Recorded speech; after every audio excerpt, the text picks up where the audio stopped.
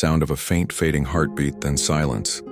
A gentle, ethereal hum begins underneath the narration. I remember the light. Not the one they talk about in movies, the bright tunnel you're supposed to walk towards. No, this was different. It was the sterile white light of a hospital ceiling. I remember counting the little perforated dots in the tiles.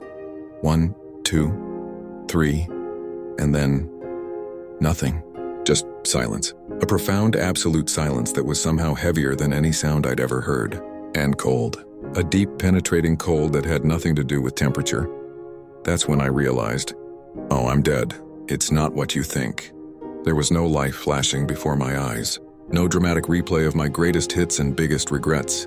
It was just a stop. An abrupt full stop. The end of a sentence I didn't even know I was writing. And then the silence broke, not with a sound but with a pull. 2 pulls, actually. One was warm, golden, and felt like my grandmother's hugs. Like the first sip of coffee on a frosty morning, like the smell of old books. It smelled of peace. It promised an end to striving, an end to the endless, tiring race I'd been running my whole life. It whispered, "It's okay, you can rest now." This, I guessed, was the stairway to heaven. It was beautiful. It was everything I thought I wanted. But then there was the other pull. And this is the part they don't tell you about. It wasn't fire and brimstone. It wasn't screaming or pitchforks. It was a familiar. It was the thumping bass of my favorite song at 2 a.m. It was the intoxicating buzz of a first kiss. It was the raw, unfiltered fury I felt when I was wronged. The sweet, dark taste of revenge I only ever imagined. It was the thrill of taking a risk. The messy, chaotic, glorious imperfection of being alive.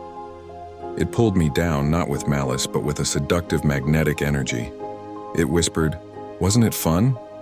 Don't you want more?" And so here I am, stuck. A ghost in the machine of the afterlife, caught in a cosmic tug of war. My soul is the rope. One hand is reaching for the serene, golden clouds of heaven, for the promise of eternal peace. But my other hand is desperately clawing at the vibrant, chaotic, beautiful mess of hell. Because what they don't tell you is that heaven is the absence of pain, but hell is the absence of boredom. Heaven is rest, but hell is life. The messy, complicated, heartbreaking, exhilarating life I just lost.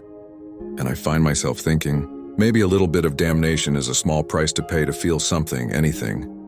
One more time, the battle isn't between good and evil. It's between peace and passion. And God help me, I don't know which one to choose.